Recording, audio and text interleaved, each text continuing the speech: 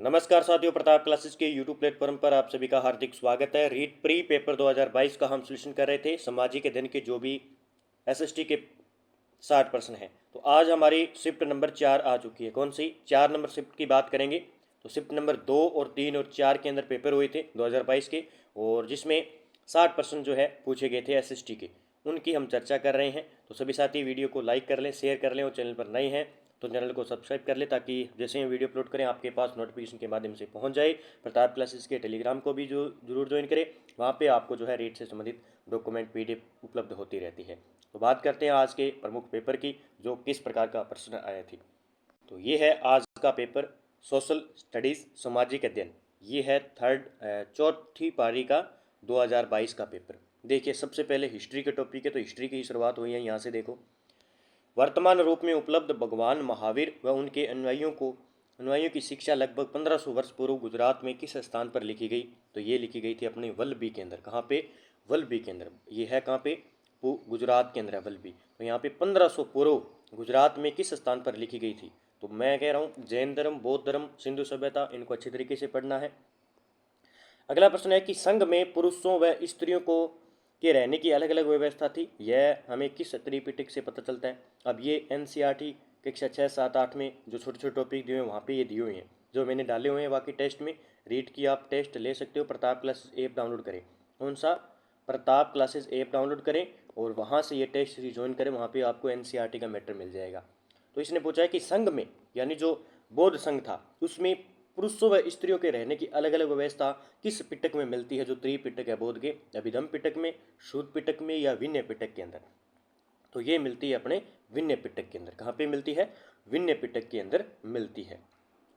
कौन सी नदियों ने मगध के यातायात, जल वितरण और जमीन को उपजाऊ बनाने में महत्वपूर्ण योगदान दिया।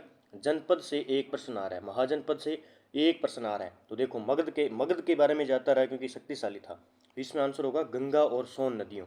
ठीक है, मगध का आंसर हो जाएगा। अगला प्रश्न पूछा कि अशोक के अधिकांश अभिलेख पाए जाते हैं। ये कक्षा एनसीईआरटी 6, 7 में दिए हुए हैं। तो 6 में दिया हुआ है अशोक के अधिकांश अभिलेख किस भाषा में लिखे हुए। एक बॉक्स मिलेंगे, ज़्यादातर जो बॉक्स है ना बुकों के अंदर, उनमें से प्रश्न उठाए हैं इन्होंने। तो अशोक के अधिकांश अभिलेख किस में मिले हैं? प्राकृतिक भाषा और ब्राह्मणी लिपि में मिले हैं। कौन सी भाषा में? प्राकृतिक भाषा और ब्राह्मणी लिपि में। अगला प्रश्न है कि वह कौन सा भूभाग था जो ब्राह्मणों को दान दिया जाता था तथा उनसे भूमि कर व अन्य प्रकार के कर राजा द्वारा नहीं वसूले जाते थे। देखो, ये बार बार आ रहे हैं ना, अगर भाग है, अगर हार है, अगर दान है, भूमि दान है। तो इसका आंसर होगा अपना अगर हार। ठीक है, ये देखो, पहले सेकंड शिफ्ट में प्रश्न आया था, फिर ये चौथी में फिर आ गया। ये वह कौन सा भूभाग था जो ब्राह्मणों को दान दिया जाता था तथा उनसे भूमि कर तथा अन्य प्रकार के कर राजा द्वारा नहीं वसूले जाते थे। तो वो थी अग्रहार भूमि। प्रयाग प्रशस्ति की रचना समुद्रगुप्त के राजकवि हरिशेन ने किस भाषा में की। अब सबसे पहले तो ये याद रखना है कि प्रयाग प्रशस्ति रचना है किसकी? हरिशेन की। किनकी है?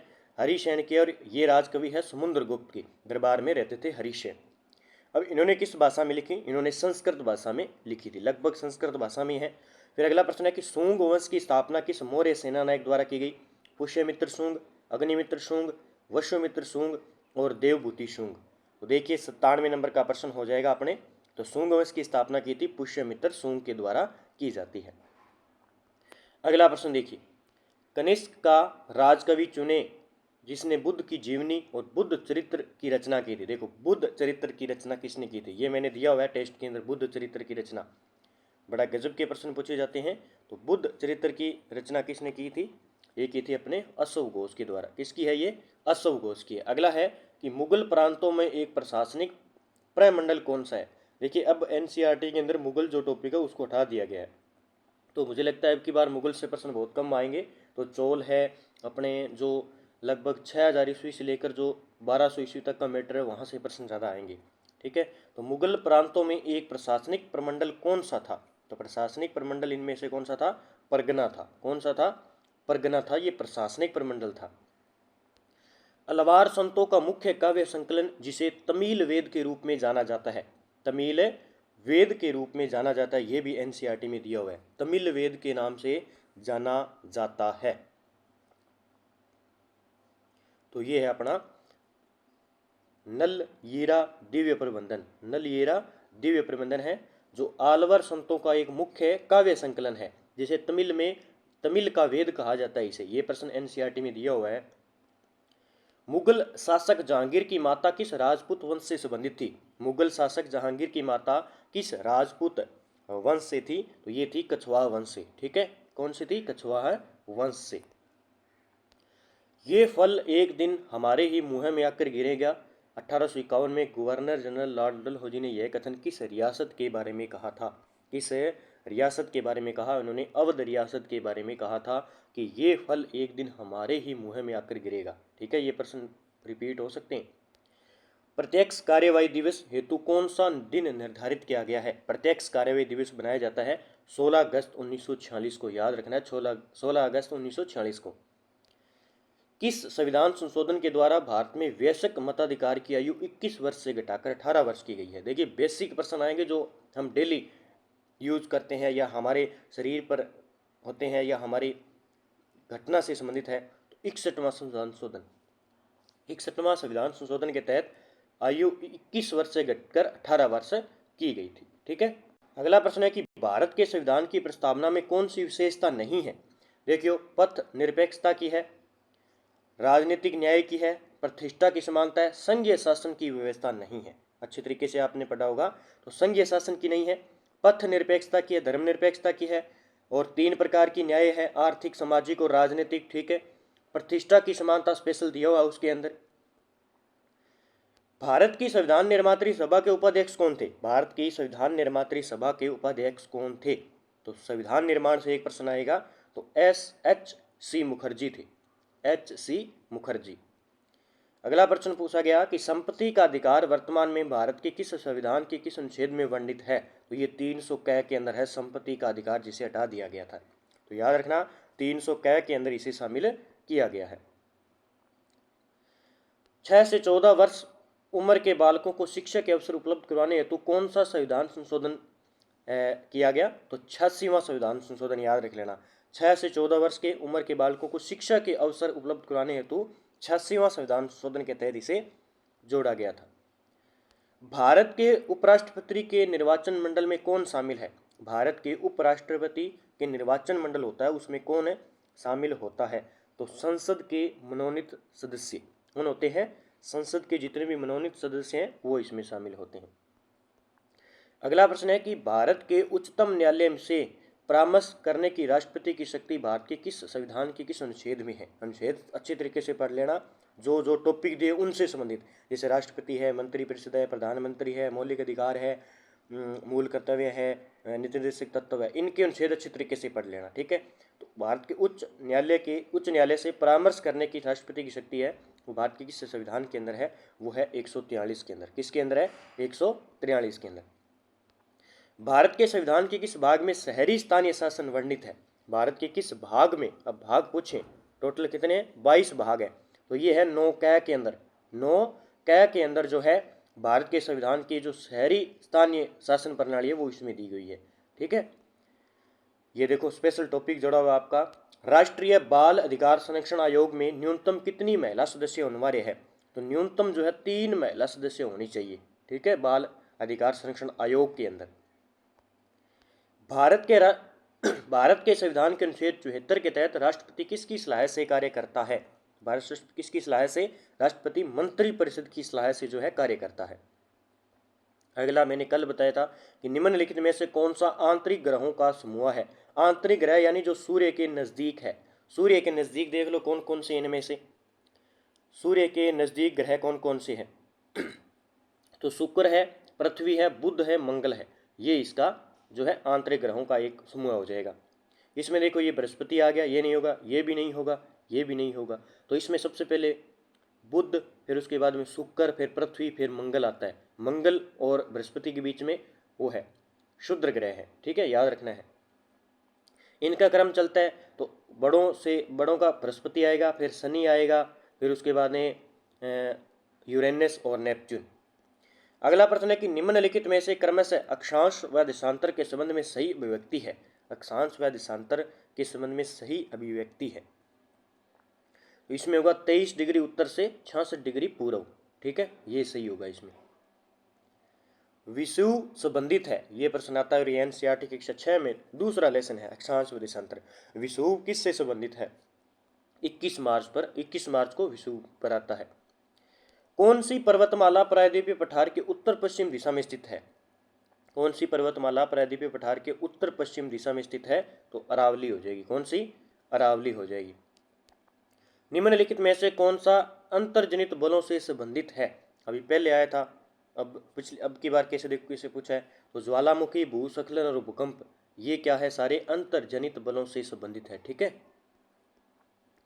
अगला प्रश्न है कि 1947 में भारतीय पुरातत्व सर्वेक्षण के तत्कालीन डायरेक्टर जनरल कौन थे? ये प्रश्न दोबारा आ गया है ना, ये प्रश्न आया था लेकिन इसमें अलग है। ये वो था भारतीय पुरातत्व सर्वेक्षण के जो सबसे पहले बनाया था वो अलेक्जेंडर कनिंघम थे, लेकिन इसमें उत्तर है REM व्हीलर।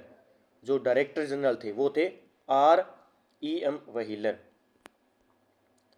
किस सातवां शासक ने समय को अनूठा ब्राह्मण, एक बहामना और क्षत्रिय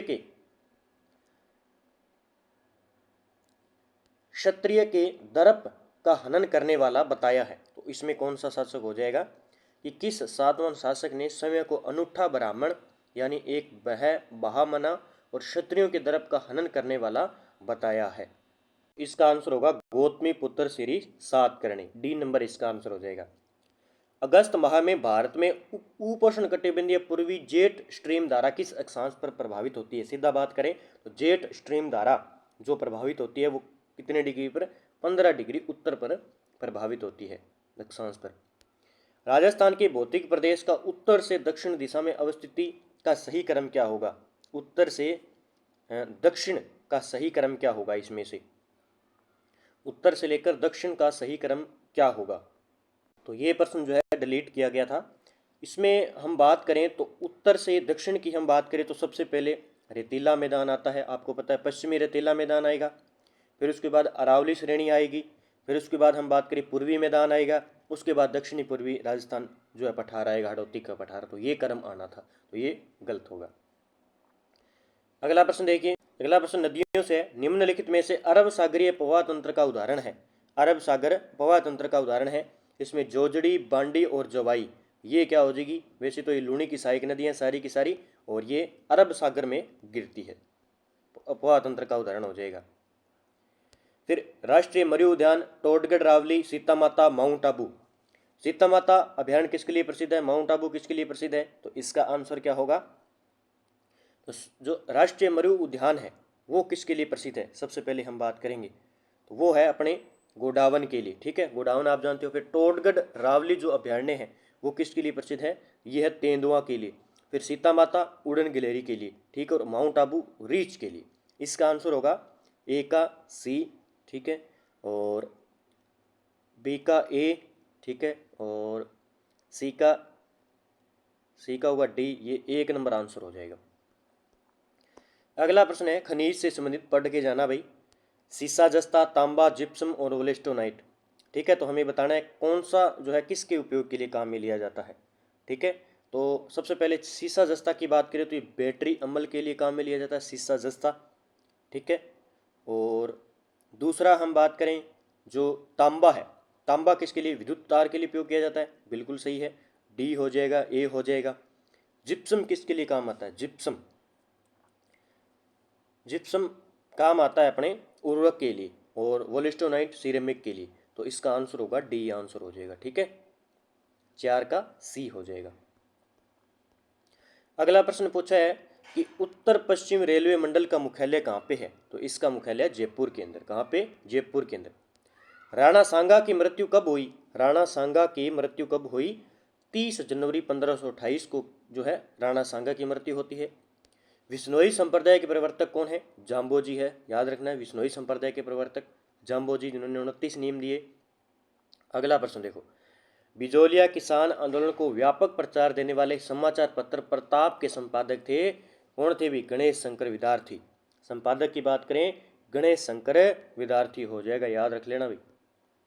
राजस्थान एकीकरण के प्रथम चरण में मत्स्य संघ की स्थापना कब हुई? मत्स्य संघ की स्थापना हुई 18 मार्च 1948 को। ठीक है, अगला प्रश्न है देखिए, 1919 में राजस्थान सेवा संघ की स्थापना विजय सिंह पथिक, रामनारायण चौधरी और हरिभाई किंकर के योगदान से कहाँ पर की गई थी? तो राजस्थान सेवा संघ की स्थापना की गई थी वर्धा के अंदर। कहाँ पे? वर्धा के अंदर राजस्थान सेवा संघ की स्थापना 1919 में वर्धा के अंदर की गई थी।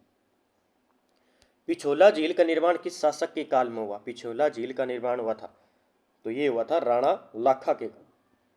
सवाई जयसिंह द्वारा लिखित जयसिंह कारिका नामक ग्रंथ किस विषय से संबंधित है? ये एक ज्योतिष ग्रंथ है। सवाई जयसिंह द्वारा लिखित है जयसिंह कारिका, ये ज्योतिष से संबंधित है। पिछवई चित्रांकन किस चित्रकला शैली से संबंधित है? पिछवई चित्रांकन ये है ना द्वारा चित्रकला शैली से। रागड़ी और निमाड़ी किस राजस्थानी बोली की उपबोली हैं? रागड़ी और निमाड़ी ये है मालवी की उपबोलियां हैं। बाकी मैंने एक वीडियो दे दिया इस पर। कौन वागड़ की मीरा के नाम से जानी जाती है? वागड़ की मीरा कहते हैं गवरी बाई को। वागड़ की मीरा कहते हैं गवरी बाई को। अब आगे सामाजिक शिक्षण विधियां के प्रश्न। निम्न में से कौन सा सामाजिक विज्ञान का लक्ष्य नहीं है? सामाजिक विज्ञान का लक्ष्य नहीं है इनमें से। बौद्धिक और मानसिक विकास बिल्कुल सही है। अवकाश के समय सदुपयोग करना बिल्कुल सही है। सामाजिक परिवर्तन लाने में सहायक बनाना और शिक्षण शिष्टाचार, इनमें से देखें तो सबसे जो लक्ष्य नहीं है वो होगा शिक्षण शिष्टाचार, ये नहीं होगा। सामाजिक परिवर्तन लाने में सहायक बनाना है सामाजिक विज्ञान का लक्ष्य। बौद्धिक व मानसिक विकास और अवकाश के लिए सदुपयोग करना। सामाजिक विज्ञान में शिक्षण अधिगम सामग्री का महत्व क्या है? समय और परिश्रम की बचत, ठीक है। विषय वस्तु की स्पष्टता। ए और बी दोनों सही है। गलत है या सही है? तो ए और बी दोनों सही हो जाएंगे। एक तो सामाजिक विज्ञान में शिक्षण अधिगम की सामग्री समय और परिश्रम की बचत होती है। दूसरा विषय वस्तु की स्पष्टता होती है। अगला प्रश्न पूछा गया सामाजिक शिक्षण विधियों से कि सामाजिक विज्ञान से तात्पर्य अध्ययन की उन शाखाओं से है जो मानव मात्र को उनके सामाजिक संबंधों के संदर्भ में समझने में सहायक करते हैं। यह परिभाषा किसके द्वारा दी गई? यह परिभाषा कोलंबिया एनसाइक्लोपीडिया के द्वारा दी गई थी। ये प्रश्न दोबारा रिपीट हो सकते हैं, बस आपको एक बार देखना है कि सामाजिक विज्ञान से तात्पर्य अध्ययन की उन शाखाओं से है जो मानव मात्र को उनके सामाजिक संबंधों के संदर्भ में समझने में सहायक करते हैं। सूचना तकनीकी का शिक्षा में सबसे पहले उपयोग किस देश में किया गया? तो ब्रिटेन में भी किया गया, यूएसए में, तो इसका आंसर दोनों हो सकते हैं। एक अच्छे मूल्यांकन के लिए कौन सा मापदंड सही नहीं है? एक अच्छे मूल्यांकन के लिए तो व्यक्तिपरकता अच्छा मापदंड नहीं है, वैधता है, विश्वसनीयता है और वस्तुनिष्ठता है। सामाजिक विज्ञान शिक्षण के मूल्य है। सामाजिक विज्ञान शिक्षण के मूल्य क्या है? तो सामाजिक मूल्य है एक तो, और सामाजिक विज्ञान शिक्षण के मूल्य है एक तो सामाजिक मूल्य हो जाएगा, जनतांत्रिक मूल्य हो जाएंगे, कलात्मक और मनोरंजनात्मक मूल्य हो जाएंगे, उपयुक्त सारे सही हो जाएंगे। अगला प्रश्न है कि संकलनात्मक मूल्यांकन निम्न में से अनुपयुक्त है। संकलनात्मक मूल्यांकन निम्न में से उपयुक्त है श्रेणी ग्रेड निश्चित करने में, बिल्कुल सही है ये तो, और विद्यार्थी अधिगम का सार संक्षेप तैयार करने में, सत्रांत मूल्यांकन में, तो ये शिक्षण अधिगम प्रक्रिया की प्रगति पर निगरानी में, ये इसका अनुपयुक्त है। निम्न में से कौन सा विषय उच्च प्राथमिक स्तर पर सामाजिक विज्ञान में सम्मिलित नहीं है? सामाजिक विज्ञान में सम्मिलित नहीं है, देखिए इसमें इतिहास है, नागरिक शास्त्र है, भूगोल है, तो मनोविज्ञान इसमें शामिल नहीं होगी। निम्न में से शिक्षण के अनुप्रयोग उद्देश्य का सही उदाहरण है। शिक्षण के अनुप्रयोग उद्देश्य का सही उदाहरण क्या होगा इसमें? तो होगा स्थापित करना, सही उदाहरण। सूचना तकनीकी के मुख्य घटक कौन से इनमें? सॉफ्टवेयर, हार्डवेयर, उपयोगकर्ता, तो सारे हो जाएंगे सूचना तकनीकी के मुख्य घटक। अगला प्रश्न है कि कौन सी स्थायी पवनें 30 डिग्री दक्षिणी अक्षांशों से 60 डिग्री दक्षिणी अक्षांशों के मध्य प्रभावित होती है? तो कौन सी हो जाएगी? पछुआ पवनें, जिन्हें स्थायी पवनें के नाम से जाना जाता है। विली विलीज चक्रवात कहाँ पर आते हैं, यानी विली विली चक्रवात कहाँ पे आते हैं? पश्चिमी ऑस्ट्रेलिया के ये चक्रवातों के नाम है, ठीक है। पिछली बार टॉर्नेडो को पूछा गया था। निम्नलिखित महासागरीय धाराओं में से कौन सी धाराएं दक्षिण अटलांटिक महासागर में स्थित है? पिछले में मैंने बताया था कौन कौन सी अटलांटिक महासागर की है। इसने पूछा कि दक्षिणी अटलांटिक महासागर की धाराएं कौन कौन सी है, ठीक है। तो इसका आंसर होगा एक तो ब्राजीलिया की धारा है, और दूसरी कौन सी हो जाएगी? बेंगुला की धारा, जो ठंडी धारा है। ये कौन सी है? ये दक्षिणी अटलांटिक महासागर की धाराएं हैं। देहरादून, कोटलीदून और पाटलीदून क्या है? देहरादून, पोटलीदून और पाटलीदून क्या है? ये है हिमाचल और शिवालिक के मध्य भाग की जो हरी भरी जो घास होती है उसको कहते हैं। तो ये हमारे आज के जो है 150 प्रश्न कंप्लीट हो गए हैं। आप अच्छी तरीके से देखें किस प्रकार के प्रश्न पूछे जा रहे हैं और किस प्रकार के प्रश्न आ सकते हैं। ये हो सकता है कि जो सामाजिक शिक्षण विधियों के प्रश्न हैं वो आप सारे रिपीट कर लें एक बार, और आपको मुझे लगता है कि यहाँ से सामाजिक शिक्षण के 5 से 6 प्रश्न दोबारा रिपीट कर देंगे वो। ठीक है, तो मैं सारे पेपर कराऊंगा। अपने 2022 का मैंने कंप्लीट करवा दिया है। अब हम 2021 का है एक, और 2017 का है एक, 2000 शायद तक 15 या 16 का है, और एक 2011 का पेपर है। हम सारे पेपर रिपीट करेंगे और हमें वहाँ से प्रश्न रिपीट मिलेंगे। तो आप अच्छे तरीके से पढ़ें और देखें कि कौन सा प्रश्न हमारा वीक है और कौन सा टॉपिक हमें पढ़ना चाहिए। तो जय हिंद जय भारत दोस्तों, और रीट की टेस्ट सीरीज जरूर लें, वहाँ पर आपको टेस्ट मिल जाएंगे। जय हिंद जय भारत दोस्तों।